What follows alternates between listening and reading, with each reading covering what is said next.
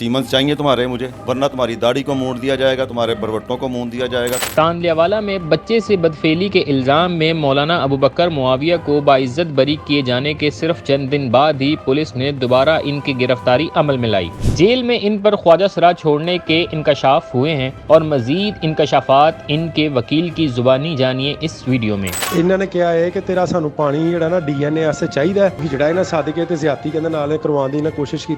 Artificial तरीके से sperms जो है निकलवाए गए ताकि उसकी एविडेंस क्रिएट की जा सके। वो स्पर्म्स जो है वो अबू बकर मुआविया साहब के कपड़ों के साथ लगाए गए, पुलिस ने खुद लगाए। बड़ा क्लियर कानून है कि एक केस के अंदर 2 दफ़ा किसी को सजा नहीं मिल सकती। पता नहीं अब इसके पीछे कौन सी लॉबी है, कौन सा हुक्म है। उबैदुर रहमान साहब, मुझे बताइएगा कि पहले तो इस केस की नौयत के बारे में बताइएगा, क्योंकि जब रमज़ान के दौरान ये केस बड़ा हाईलाइट हुआ, इत्तिसाम इलाही ज़हीर साहब की भी इन्वॉल्वमेंट इसमें नज़र आई। उन्होंने जो है वो कारी साहब को डिस्चार्ज करवाने में जो है वो केस है वो बड़ा अहम किरदार अदा किया। तो अब इसका स्टेटस क्या है? रमज़ान में हुआ तो अल्लामा इत्तिसाम इलाही ज़हीर साहब को उनके बच्चे के वालिद का 10 दिनों के बाद, पहले भी फ़ोन आता रहा लेकिन वो जाते नहीं रहे, क्योंकि वो कहते आप खुद ही उस केस को हैंडल करें, मैं इस केस में शामिल नहीं होना चाहता। लेकिन जब लगातार उनको फ़ोन कॉल्स आई कि जी यहाँ पे मामला हल हो चुका हुआ है, हमने पूरी इंक्वायरी कर ली है, उस बच्चे के वालिद का, ये बड़ी अहम बात है कि बच्चे के वालिद ने फ़ोन करके उनको बुलाया। अब ज़ाहिर बात है कोई भी बंदा, किसी भी बंदे को, ये किसी भी, मुझे भी कोई बुलाया कि जी हमने इंक्वायरी की है सारी, ये ऐसा मामला नहीं हो, गलतफहमी की बिना पे केस हो गया, तो वो फिर ज़ाहिर बात है हर बंदा जो सुलह जो होता है वो कहता है यार ठीक है, अगर मेरे जाने से किसी का मामला जो पहले से ही इंक्वायर्ड है और हल शुदा है, तो मैं जाके अगर मेरे जाने से हल होता है तो वो हल हो गया। और फिर जाने के बाद ज़ाहिर बात है उन्होंने आगे अदालत में ख़ुद प्रोसीड किया सारा। उसके 3 दिन बाद जाके जो ना अदालत ने पूरी इंक्वायरी करने के बाद और अदालत के पास जो स्टेटमेंट आई थी उसकी रोशनी में और जो पुलिस के वहाँ पे तफ्तीश थी उसकी रोशनी में अदालत ने उसको डिस्चार्ज कर दिया उस केस से। चलो ये तो एक केस ख़त्म हो गया, यहाँ पर ख़त्म हो जाना चाहिए था। क्यों इतना अदालत के इस फैसले के ख़िलाफ़ जाना? तो प्रोसिक्यूशन को हाई कोर्ट चाहिए था, उसकी क्विटल के ख़िलाफ़ या हायर कोर्ट्स में जाना चाहिए था, लेकिन वो वहाँ पे नहीं गए। आराम से सारा सिस्टम चल रहा है कि 6 तारीख को ये ऑर्डर है 30/3/2024 का। अब 6 दिन के बाद क्या पुलिस को आई कि वो उन्होंने अपने वो वर्दी के बगैर बंदे वहाँ पे भेजे, यूनिफॉर्म के बगैर, लेकिन साथ एक सब इंस्पेक्टर भी था जो गाड़ी में मौजूद था। हमारे पास सारी CCTV फुटेज मौजूद हैं। हमने 15 पे फौरी कॉल की, सुबह सहरी के टाइम उन्होंने उसको पकड़ा वहाँ पे, और मोबाइल जब छीनने की कोशिश की तो उसने अपने भाई को पकड़ाया, उसको भी मारा वहाँ से, और मोबाइल उससे छीन के उसका, यहाँ CDR आती है यहाँ से। आजकल कौन सा कोई दौर रह गया यार, कंप्यूटर का दौर है, हर चीज़ क्लियर हो रही है। 15 का कॉल उसी टाइम पे 4:15 पे अगवा किया गया उसको सुबह सहरी के टाइम, और 4:22 पे हमारी 15 की कॉल है, और 4:51 पे, 52 पे, 53, 54, 55, 56 तक वो जूम पेट्रोल पंप है ये टूल प्लाजा के पास, शेखुपुरा के पास, वहाँ से वारबटन से लेकर वहाँ का फासला तकरीबन जो है ना वो यही 30 से 35 मिनट का बनता है। सेम उसी सिचुएशन में कि वहाँ से उठाया गया और बंदा जो है ना वो वहाँ पे लाया गया। फिर सारा दिन दूसरे थानों में घुमाते रहे, कौन सा ऐसा SHO होगा जो हमारी इस बात को, हमारी इसको इंडोज़ करके इसको दोबारा किसी पर्चे में इन्वॉल्व करें। तो थाना शदरा ने जनाब ये बेड़ा उठाया कि जी हम हैं, जी हम आपकी हुक्म की ग़ुलाम है। पता नहीं अब इसके पीछे कौन सी लॉबी है, कौन सा हुक्म है, किसने हुक्म किया, क्योंकि एक बंदा जब एक चीज़ बेल हो जाती है, अब डिस्चार्ज होता रहता है कोर्ट से, तो फिर उसका आगे बनता नहीं है कि उसके ऊपर किसी और।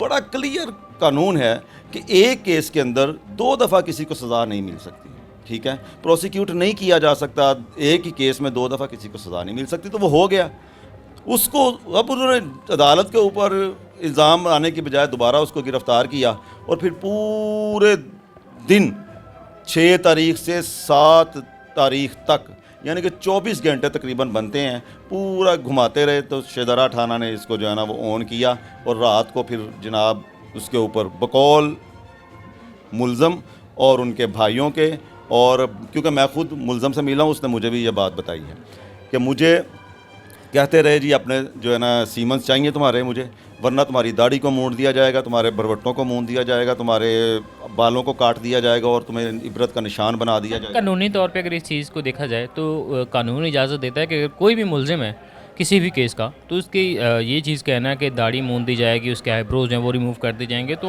ये चीज़ कैसे? कानून तो बड़ा क्लियर है इस मामले में, ऐसा सोचना भी गुनाह है। और फिर एक आलिम दीन के बारे में ये बात कहना, मैं तो आपको बता रहा हूँ कि उसने ये बात अलेज की है हमारे अबू बकर ने कि ये वाला जो मामला है ना, इस तरह मेरे साथ हुआ, फिर हिजड़ा मेरे ऊपर छोड़ा गया कि इसको जो है ना स्पर्म रिलीज़ किया जाए बकौल उसके। और आपको पता है जो वायरल्स भी हो गई हैं उसकी, वो वॉइस वो उसके रियल ब्रदर की वॉइस हैं, उसकी नहीं है। तो इसलिए मैं कहता हूँ कि अभी ये ना हो कि अंडर कस्टडी आप वायरल वो लोग समझें कि ये जो आपने ख्वाजा सरार का तस्करा किया, तो ये ड्यूरिंग जब उनकी गिरफ्तारी अमल में लाई गई और शाहदरा मुंतकिल किया गया शाहदरा थाने में, तो उसके बाद ये मामला पेश है कि ख्वाजा सरार जो है वो उन पर जो है वो छोड़े गए। ये आपको मैं यही तो बताने लगा हूँ, गिरफ्तारी नहीं डाली गई ना, यही तो बात है। गिरफ्तारी डाल देते फिर तो ये खराजा सरा वो कर नहीं सकते थे, कानूनी तौर पे वो तो कस्टडी में था, कानूनी तौर पे उन्होंने गिरफ्तारी नहीं डाली। लेकिन हमने वहाँ पे 22A 22B पटिशन दायर की हुई है ननकाना के अंदर, और साथ उसके साथ वो वहाँ पे हमने CCTV फुटेज भी दी है जज साहब को, और वो जो क्या कहते हैं टैग जो होता है थाने से मिलता है SHO का कंप्यूटर रसीद जो है वो भी दी हुई है। साथ हमने 15 की कॉल की डिटेल्स वो भी ऑफिशियल से मंगवा के हमने जो जमा करवाई हुई है। वो तो क्लियर है कि हमने जो 2006 तारीख को जो वकूआ हमारे साथ हुआ है, उसके बाद 7 तारीख को वो ये जो बच्चे का जो बदफेली है वो इसके ऊपर डाली गई है। तो मैं हैरान हूँ इस बात से कि ये यार एक बंदा जिससे 6 दिन पहले ये वकूआ हो, वो इतनी बड़ी हाइप क्रिएट करके वो बंदा बाहर आया हो, तो वो फिर वहाँ से वार बटन से चले, क्योंकि उसकी CDR तो वहाँ पे होगी एक दिन पहले की, वो मोबाइल भी उन्होंने अभी तक वापस नहीं किया। वहाँ से चले बंदा और फिर कहे यार बंदा एक जो बच्चा आया कहीं से उसको पकड़ के कब्रिस्तान लेके आए, तो फिर जो है ना उसके साथ ये कोई एक कॉमन सेंस की भी बात है ना। Law is nothing but common sense. कानून भी तो एक सेंस रखता है ना कि यार ये क्या है, ऐसा तो नहीं होता ना। अगर फ़र्ज़ कर ले वो झूठा सच्चा तानले वाला वाक़या, मैं उसकी तरफ नहीं जा रहा, मैं ये कह रहा हूँ कि एक बंदे के साथ इतना बड़ा जुल्म हुआ हो और वो 13 दिन जेल के अंदर रहा हो और फिर वहाँ से वापस आए, तो फिर वो 6 दिन भी ना गुजारे तो वहाँ से उठ के आ जाए यहाँ पे। ये लाहौर के अंदर के भी बच्चे को मैंने जाके कब्रिस्तान के अंदर जाके, वो बच्चा भी जो है ना वो स्पेशल उसका इंतज़ार कर रहा था, मोबाइल भी उसके पास नहीं था बिल्कुल, वहाँ से वो घर छोड़ आया। जाहिर बात है CDR की वहीं पर डिटेल आई होगी, आखिरी कॉल वहीं पे होगी, उसके बाद तो वो उन्होंने मोबाइल छीन लिया। ठीक है, तो अब हम क्या इस चीज़ को, तो कोई एक आम सा कॉमन शख्स है ना, वो भी नहीं इस चीज़ को मानता यार, ये काम गलत है सारा। पहले इब्तिसाम साहब जो है वो जब ये मामला हुए तो इसमें जो वो स्पेशली तांदलिया वाला गए थे, अब जब ये दोबारा से क्योंकि आपके बकौल की गिरफ्तारी कानूनी नहीं थी, चले इसको गिरफ्तारी अगर मैं कह दूँ, तो दोबारा कोई इलामा साहब ने इलीगल कस्टडी के तौर पे, तो दोबारा इब्तिसाम साहब ने कोई अपनी इन्वॉल्वमेंट इसमें ज़ाहिर की? जी, को इब्तिसाम साहब ने कोई इन्वॉल्वमेंट नहीं ज़ाहिर की। इब्तिसाम साहब ने उस वक्त भी यही कहा था वहाँ पे कि अगर तफ्तीश खुलेआम करे, चौक में करे तफ्तीश, हमें कोई इतराज़ नहीं है। अगर आपकी तफ्तीश में बंदा गुनाहगार है तो आपके कानून के मुताबिक तो सज़ा कम है, लेकिन शरीयत के मुताबिक सज़ा उसकी बहुत ज़्यादा है, उसको दें सज़ा, हम उसके हामी हैं। उस वक्त फिर ये लिबरल माफिया और मोहब्बती माफिया आ जाता, नहीं ये सज़ाएँ गैर कानूनी हैं। हम तो कहते हैं अगर बंदा इन्वॉल्व है तो इसमें कौन सी बात है, उसको ड्यू प्रोसेस ऑफ लॉ के तहत उसको प्रोसीड किया जाना चाहिए, और जो कानून उसको सज़ा देता है उसके अंदर ना मैं हायल होऊंगा, ना ही हमारा कोई भी ऐसा जो लिबरल, मैं कहता हूँ जो दीनदार शख्स है, आलम दीन जितने भी हैं वो सब के सब। लेकिन ऐसे नहीं किसी बंदे को यार वहाँ से 6 तारीख को उठाया जाए, फिर 7 तारीख को उसको इन्वॉल्व किया जाए एक केस के अंदर, और फिर जब मज़े की बात तब पता चली कि जब तारीख़ में ऐसे पहली दफ़ा हुआ है, तारीख़ में पहली दफ़ा ऐसा हुआ है कि एक शख्स, जब हम जुडिशल किया जा रहा था तो एकदम ही पुलिस ने एक और FIR जो है ना वो हमें दिखा दी, वहाँ पे उसके लिए रिमांड के लिए पेश कर दी कि इसके लिए इस FIR में रिमांड चाहिए।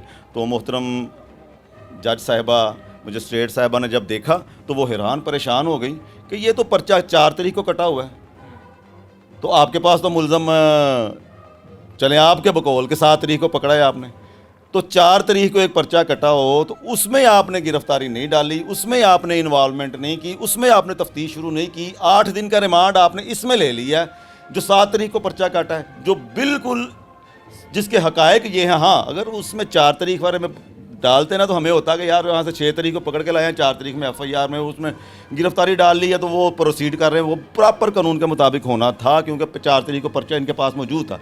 वहाँ पे पुलिस का मौक़िफ़ ये था कि ये एफआईआर जो है ना ये हमने सील कर दी थी। वो किस कानून के तहत की थी? अगर किसी के ऊपर मेरे ऊपर एफआईआर है, मैं आपके पास मौजूद हूँ 6 तारीख को या 7 तारीख को, तो फिर मुझे उस एफआईआर में प्रोसीड करना चाहिए, मुझे डिफेंस का हक मिलना चाहिए, मुझे भी अपना मौक़िफ़ बताने का हक मिलना चाहिए। ऐसा नहीं हुआ।